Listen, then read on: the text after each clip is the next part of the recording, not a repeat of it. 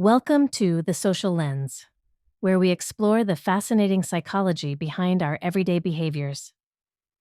I'm your host, Beatrice Goodwin, and today we're diving into something every single one of you has done in the last 24 hours. Something so universal, so deeply embedded in human nature, that it might just be the secret to understanding what makes us uniquely human. Yes, you guessed it right. We're talking about gossip. Before you roll your eyes or feel a twinge of guilt, let me ask you this. What if I told you that gossip isn't just idle chatter, but actually one of the most sophisticated survival tools our species ever developed? What if the very ability to whisper about who's dating whom, who got promoted, or who made a fool of themselves at last night's party is actually the foundation of human civilization itself? So buckle up as we discover why women gossip more than men, how gossip is like a high-stakes poker game. Discover captivating podcasts that dive deep into the human mind, from self-doubt to intrusive thoughts and every corner of our social experiences with Scoob. Don't miss out. Download Scoob, your AI-powered podcast studio, available now on the App Store or Play Store. So settle in, because we're about to reveal the hidden power of humanity's secret language. Picture this. It's 200,000 years ago on the African savanna. A group of early humans sits around as the sun sets, but something's different from their chimpanzee cousins just a few evolutionary branches away. While chimps spend hours each day grooming each other, carefully picking through fur, building bonds one gentle touch at a time, these early humans are doing something revolutionary. They're talking about each other. This isn't just evolutionary speculation. Anthropologist Robin Dunbar has uncovered one of the most fascinating theories about why humans developed language in the first place, and it has nothing to do with hunting, tool-making, or teaching. It's all about gossip. Here's the problem our ancestors faced. Chimpanzees live in groups of about 30 individuals, and they can maintain their social bonds through physical grooming. It works perfectly. Everyone gets touched, relationships are maintained, and the group stays cohesive. But humans? Based on the logarithmic scaling of our brain size, our natural group size is around 150 individuals. Think about that for a moment. If you had to maintain close personal relationships with 150 people using only physical grooming, you would need to spend every waking hour touching someone. It's mathematically impossible. So evolution faced a choice. Either keep small groups and miss out on the advantages of larger communities, or find a more efficient way to maintain social bonds. Enter language. Not for poetry, not for philosophy, but for gossip. Dunbar's revolutionary insight is that language evolved as a solution to the grooming problem. Instead of spending hours physically grooming 150 people, you could now bond with multiple people simultaneously by talking about others. You could say, "Did you see how protective Sarah was being around the new guy?" Or, "I think Marcus is planning something with that group by the river." Suddenly, you weren't just maintaining relationships. You were creating a complex information network about everyone in your community. But here's where it gets really interesting. Dunbar tested this theory by studying what modern British adults actually talk about, and the results were stunning. Social topics, particularly discussions about personal relationships, occupied about 55% of conversation time for men and 67% for women. Even today, in our complex modern world with infinite topics to discuss, we still spend the majority of our conversation time talking about other people. This isn't mindless chatter. This is your brain doing exactly what it evolved to do, maintaining the social networks that kept your ancestors alive. When you share gossip with a friend, you're not just passing time. You're engaging in one of humanity's oldest survival strategies. You're saying, "Hata, I trust you with this information, and I want to strengthen our bond." And when they share something back, that's the ancient reciprocity system that built human civilization. The beauty of gossip as social grooming is its efficiency. Unlike physical grooming, which is one-on-one and time-consuming, gossip allows you to maintain relationships with multiple people simultaneously while gathering crucial intelligence about your social environment.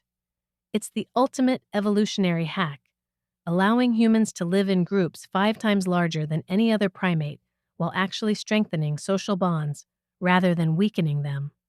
So the next time someone tells you that gossip is trivial or destructive, remember this: you're participating in the communication system that made human civilization possible. Your ancestors who were good at gossip had better social networks, more allies, and ultimately, better chances of survival. We're not just hardwired to gossip. We exist because our ancestors were the best gossipers on the planet. Now that we understand gossip's evolutionary origins, let's explore what it actually does in our daily social lives. Because gossip isn't just about bonding, it's about something much more sophisticated and, frankly, more cutthroat. Gossip is how humans play the ultimate game of social intelligence. Think about the last time someone shared really juicy gossip with you. What made it interesting? Chances are it wasn't information about a complete stranger or old news about someone you already knew everything about. The most compelling gossip hits a sweet spot. It's new, verifiable information about mutual acquaintances. And here's the key insight: successfully producing this kind of information consistently is no simple feat. When someone can regularly provide you with fresh, accurate details about people you both know, what does that tell you about them? It suggests they have privileged access to information, a broader social network, superior social memory, or connections with other well-informed individuals. In other words, it signals elevated social status and intelligence. This is why gossip evolved beyond just social bonding. It became a way to advertise your social value. Like a peacock's tail or a lion's mane, your gossip quality signals your fitness as a social partner. Superior storytellers who can captivate an audience gain the advantage of attracting more capable friends and potential romantic partners. But here's where things get really fascinating and really complicated. Gossip operates like a high-stakes poker game where everyone's trying to read everyone else's intentions while managing their own image. Consider the delicate balance required. To get information through gossip, you must have information to exchange. It's like the alchemists said, to make gold, you must first have gold. But being too reserved breeds suspicion and cuts you off from essential social networks. You need to appear open and trusting to facilitate information flow while simultaneously watching for signs that others might be manipulating you. This creates what researchers call the gossip paradox. You must trust enough to participate, but not so much that you become vulnerable to deception. You need to share enough to maintain your network, but not so much that you become known as untrustworthy with secrets. And here's the really Machiavellian part: gossip can be weaponized. When individuals with good reputations become resources that others compete for, it triggers what researchers call poisoning the well, spreading malicious gossip specifically to destroy someone's reputation. Roland Barthes called this murder by language. The stakes are real. In smaller communities where anonymity is impossible, your reputation literally becomes a matter of survival. Individuals known for integrity and generosity become valuable coalition partners, while those perceived as deceitful or unreliable risk being ostracized, an outcome that could have been fatal for our ancestors. This weaponization aspect explains why gossip feels simultaneously essential and dangerous. Unlike physical grooming, which is public and visible to all, gossip creates what Yale professor Patricia Meyer-Spacks calls its own territory, a private space bounded by phrases like, just between you and me. But here's the catch: no gossiping pair exists in isolation. The person you trust with secrets about others might soon be sharing secrets about you. Imagine Elaine shares scandalous information about Paul with Anne. Anne, eager to share this juicy news, might contact Paul asking, "Do you know what Elaine is saying about you?" Suddenly, we have meta-gossip, gossip about gossip, adding new layers of complexity to the social information network. This is why gossip requires such sophisticated social intelligence. You're not just managing what you know about others, you're managing what others know about what you know, what they think about what you think, and how information flows through invisible networks of relationships. It's no wonder that once our ancestors developed the ability to gossip, they could forge secret alliances, deceive each other about their social standing, and betray others more effectively than ever before. Gossip didn't just make humans more social, it made us more strategically social. And that, perhaps more than any other factor, is what separated us from every other species on Earth. We've seen how gossip built human civilization, but now we need to confront its shadow side, because the same tool that created our social networks can also become a weapon of mass destruction. Not for buildings or bodies, but for reputations, relationships, and lives. Imagine you're starting a new class, excited about learning something new. Before the first session, you meet someone who immediately launches into a devastating critique of the instructor. They paint a picture of incompetence, unprofessional behavior, maybe even hints of something more sinister. This person might have legitimate grievances, or they might be operating from personal bias, jealousy, or just a bad day. But here's the thing, you don't know which. What happens next is what researchers called the gossip virus effect. Like a computer virus written in the same code as the programs it infects, this negative information infiltrates your mind, blending with your rational thoughts and emotions. You enter that classroom already contaminated by someone else's opinion, viewing the instructor through a distorted lens. Maybe you start making comments to other students, spreading the negativity. Soon, the entire class atmosphere is poisoned by these preconceived notions. You might even drop out, blaming the teacher, never realizing that your experience was shaped not by reality, but by a single piece of malicious information that entered your mental system like a virus. This viral nature of gossip explains why it can be so destructive. Each person who shares negative gossip with you essentially downloads a mental virus that corrupts your clarity of thought. And when you feel the mental discomfort of carrying this negativity, the natural impulse is to spread it to others, relieving your own psychological burden while extending the cycle of damage. This isn't just theoretical. It plays out every day in workplaces around the world with devastating consequences. Take Betty's story. She was deeply skilled, well-liked, and seemed destined for management. Her work was excellent, her attitude commendable. But Betty had one fatal flaw. She loved being the office newsbearer. Not maliciously. She just enjoyed sharing information about colleagues, both good and bad. She relished her self-appointed role as the office information hub. What Betty didn't realize was that her harmless-seeming habit was actually undermining her entire career. Management began to question her ability to maintain confidentiality, a crucial requirement for higher-level positions that involve access to sensitive company data. Without any explicit conversation or warning, her career advancement stalled. Despite her qualifications and consistent performance, Betty was quietly sidelined and eventually became expendable during downsizing. The tragedy? Betty never knew why.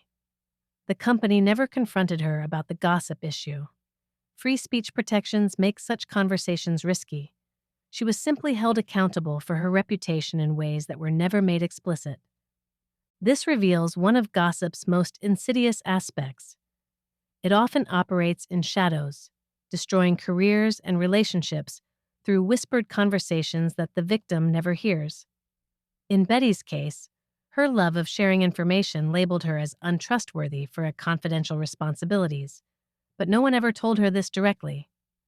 The workplace gossip problem is particularly pernicious because it creates a double bind.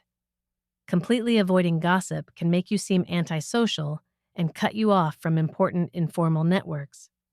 But participating too much can destroy your professional reputation. The solution requires careful navigation, appearing open enough to maintain relationships while demonstrating discretion about sensitive information.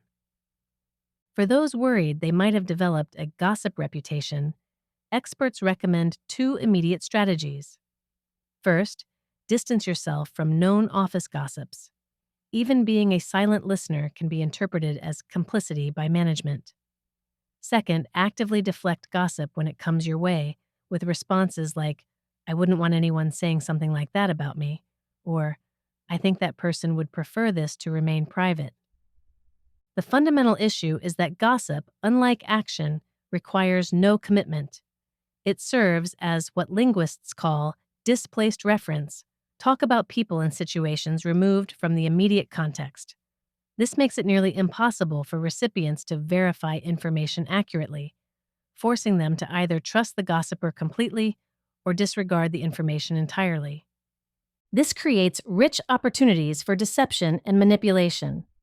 When gossip involves confidential exchanges, it's tempting to provide false or misleading information in return for accurate details. With displaced reference, people can trade seemingly valuable information that later proves worthless, creating a market for deception that would be impossible with direct observable interactions. The result is what researchers describe as a contagion of language that doesn't just damage individual perceptions, but contributes to broader societal problems.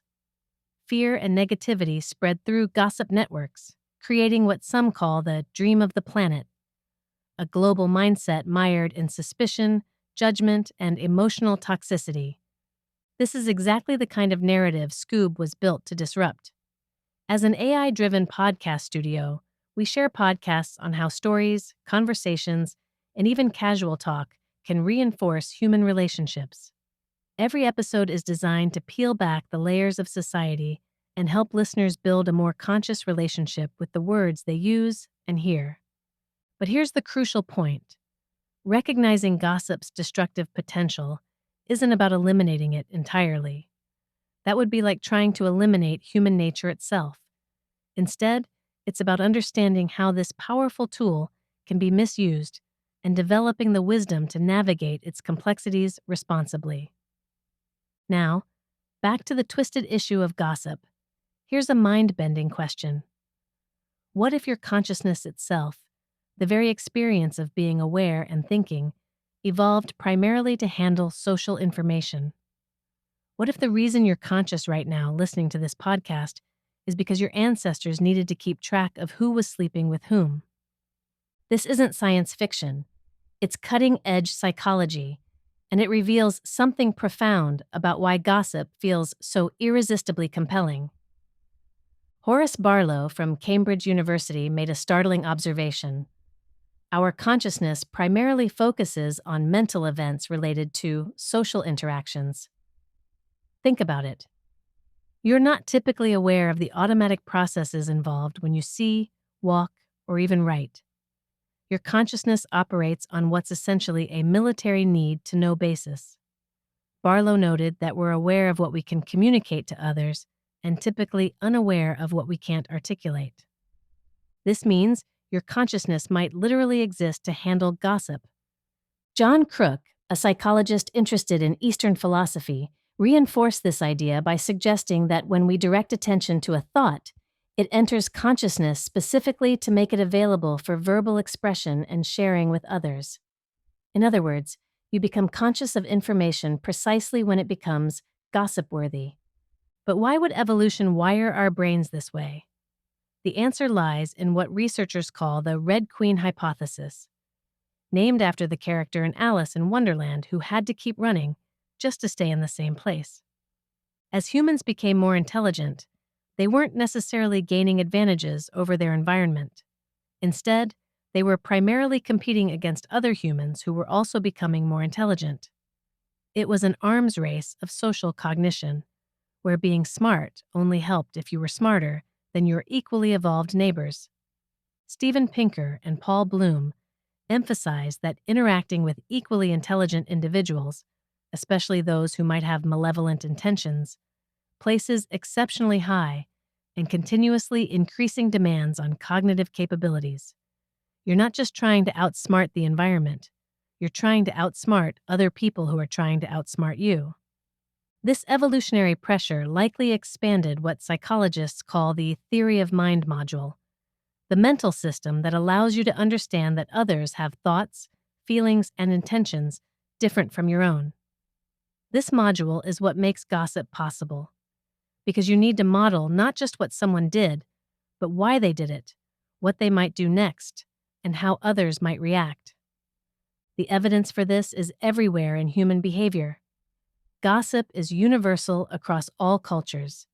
Whether you're in a corporate boardroom in Manhattan or around a fire with the Kung San in the Kalahari Desert, conversations inevitably turn to discussions about others' actions, ambitions, motives, weaknesses, and relationships. Melvin Connor, studying the Kung San tribesmen, noted how evenings were filled with candid exchanges around the fire, conversations that echoed through their simple huts and continued deep into the night. The content was remarkably similar to what you'd hear in any modern social setting. Who was involved with whom? Who was acting strangely? Who could be trusted? This obsession with understanding others' minds shows up in our entertainment too. Why do soap operas work so effectively? Because they concentrate all the elements we're psychologically designed to find fascinating, complex social relationships, hidden motives, betrayals, alliances, and romantic entanglements. These shows are essentially concentrated gossip delivered in narrative form. The same principle explains why most literature and drama, even when wrapped in historical or adventure themes, ultimately focuses on understanding human motives and relationships. Authors like Proust, Trollope, or Tom Wolfe often provide more profound insights into human psychology than formal psychological research. Horace Barlow made a striking observation. Prominent literary figures possess exceptional mind-reading abilities. Shakespeare was a better psychologist than most psychologists. Jane Austen was a more insightful sociologist than many sociologists. Their genius lay in their ability to understand and portray the complex social dynamics that govern human behavior. This suggests that our intelligence is fundamentally social intelligence. We're not just smart, we're smart about people. And gossip is both the expression and the training ground for this uniquely human cognitive ability. When you engage in gossip, you're not just sharing information, you're exercising the most sophisticated cognitive machinery evolution ever produced. You're simultaneously modeling multiple minds, predicting behavior, evaluating trustworthiness, managing your own reputation, and navigating complex networks of relationships. The fact that this feels natural and enjoyable isn't accidental. Evolution made gossip rewarding because the humans who were good at it, who could accurately read social situations, build beneficial alliances, and avoid dangerous individuals, were the ones who survived and reproduced. Your brain is essentially a gossip processing supercomputer, and every conversation about other people is both a workout and a demonstration of humanity's most distinctive cognitive achievement. We didn't just evolve to use tools or language, we evolved to understand each other, and gossip is how we do it. Just when you think gossip is all about petty drama and workplace politics, we need to talk about its most powerful and surprising function: gossip as a force for social justice and positive change. Here's a statement that might shock you. If the North Korean regime ever falls, it won't be because of military intervention or economic sanctions. It will be because citizens started sharing whispered criticisms of the supreme leader in private conversations. This isn't hyperbole. Anthropologists who study gossip across cultures have discovered something remarkable. In every society they've examined, gossip serves as a crucial regulatory mechanism, particularly for keeping powerful individuals in check. What we often dismiss as idle chatter is actually one of humanity's most effective tools for enforcing social norms and preventing the abuse of power. Let me share a real-world example that illustrates this perfectly. Kevin worked for a company that inadvertently hired a bully. This person's problematic behavior didn't manifest immediately. It developed gradually as their influence within the company grew. By the time the negative impact became obvious, this individual had accumulated enough power that confronting them directly presented serious risks. No one was willing to jeopardize their career by opposing them openly. Here's where gossip became the solution. Through private conversations behind closed doors, Kevin and his colleagues developed a shared understanding that this person needed to be removed. They strategically coordinated their efforts through these unofficial channels, building consensus and planning action without ever creating a direct confrontation that could have backfired. The bully was eventually removed, though it took time and careful coordination. A slight change in dynamics, had the bully been marginally more influential or Kevin's group less organized, could have produced a very different outcome. This scenario plays out constantly across human organizations, workplaces, religious communities, social clubs, political movements. Gossip often serves as the primary mechanism through which collective decisions about removing problematic individuals are reached and implemented.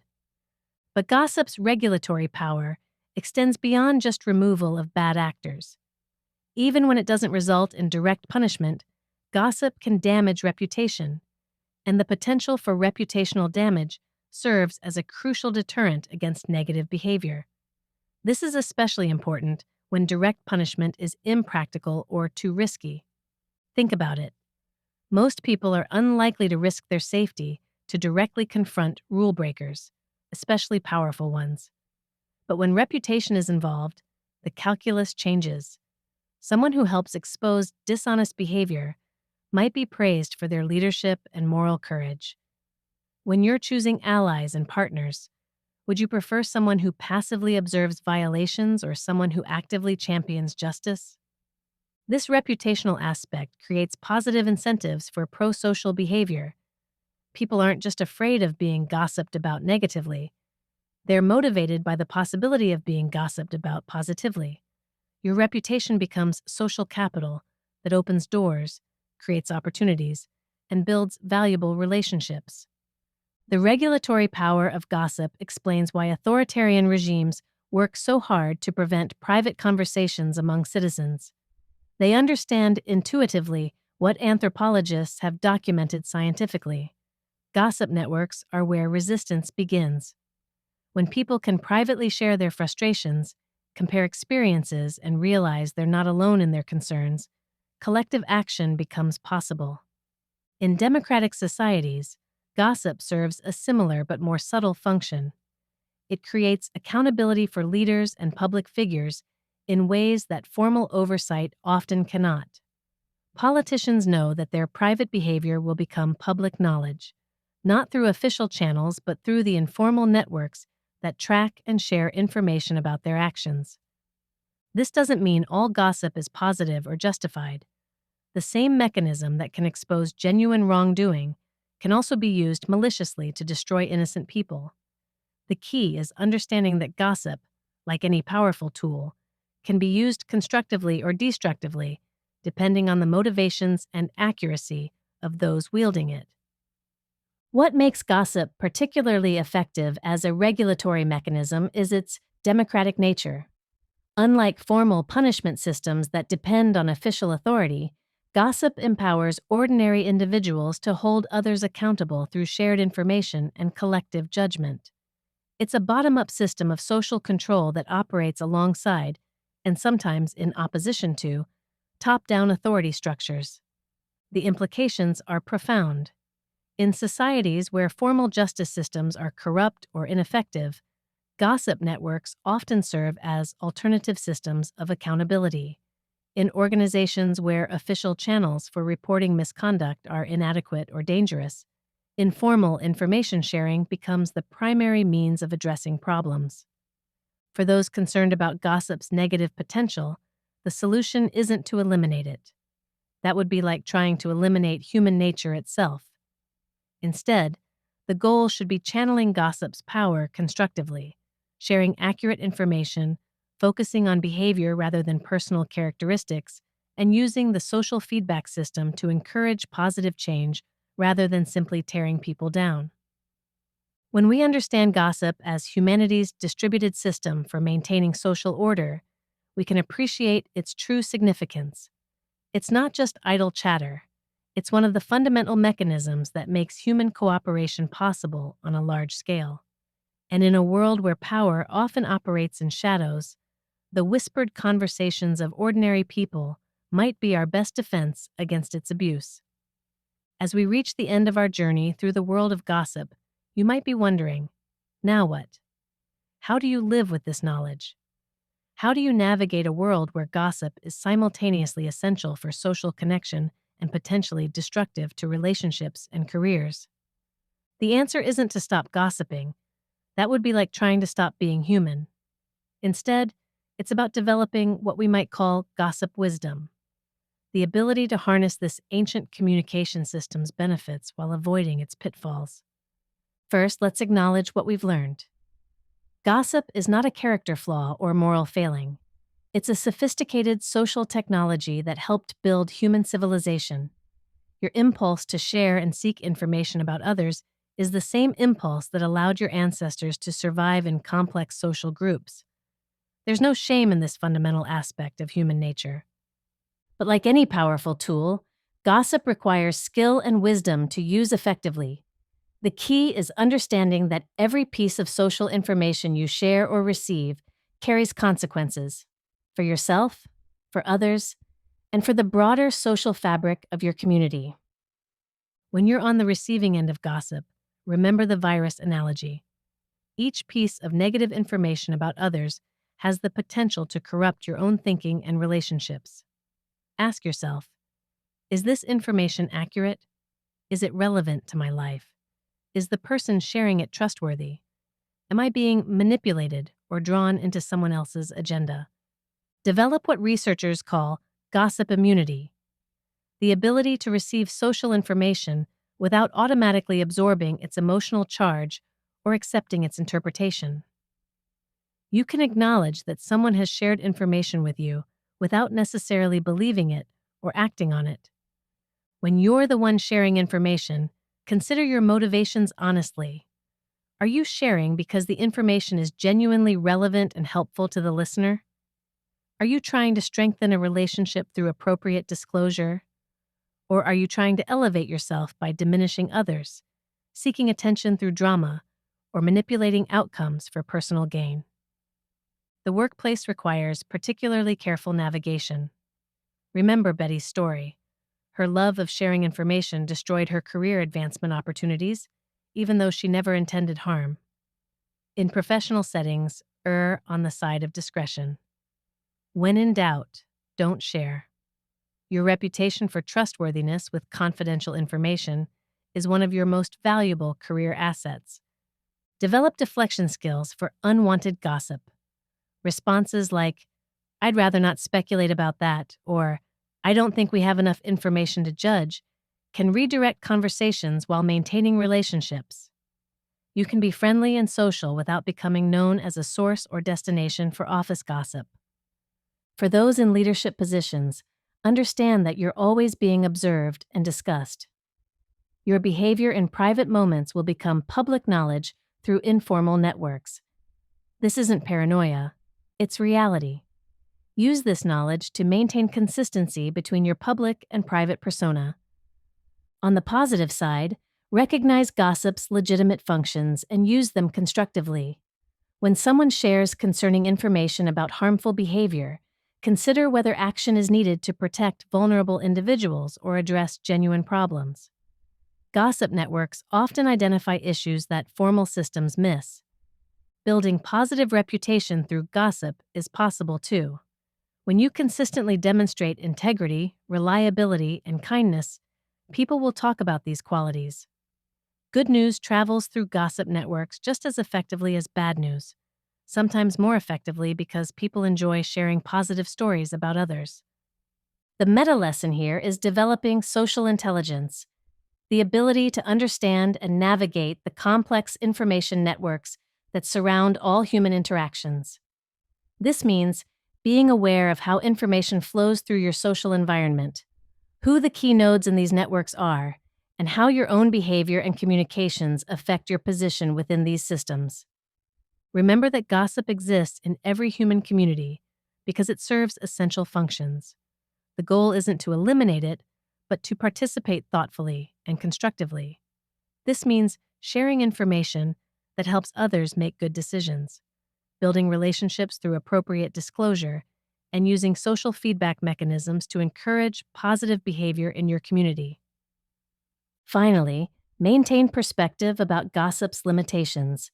While it's a powerful social tool, it's not the only tool for building relationships or addressing problems. Direct communication, formal processes, and individual action all have their place alongside the informal information networks that gossip creates. The ancient art of gossip will continue to evolve as human society changes, but its fundamental functions, building relationships, sharing crucial social information, and regulating behavior, will remain constant. By understanding these functions and developing the skills to participate wisely, you can harness gossip's power while avoiding its dangers.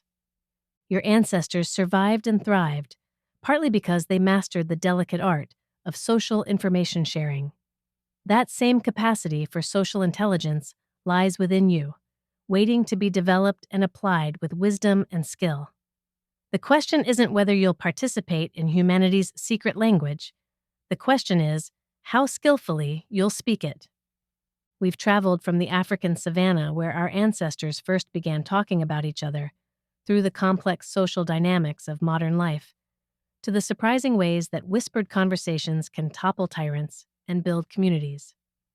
Along the way, we've discovered that gossip isn't just idle chatter. It's one of humanity's most sophisticated and essential social technologies. The next time you find yourself in a conversation about someone who isn't present, remember that you're participating in a communication system that's as old as human language itself. You're exercising cognitive abilities that took millions of years to evolve, navigating social complexities that separate us from every other species on Earth.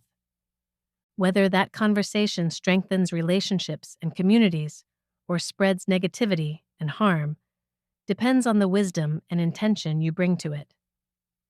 The power is yours. Use it wisely. This has been The Social Lens. I'm your host, Beatrice Goodwin, reminding you that understanding human nature isn't just about satisfying curiosity. It's about living more consciously and compassionately in the complex social world we've created together.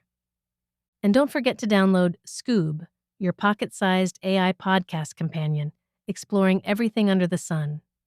From spirituality to science and mystery to psychology, Scoob brings intelligent conversations to your fingertips. Available now on the App Store and Google Play. Until next time, keep exploring what makes us human.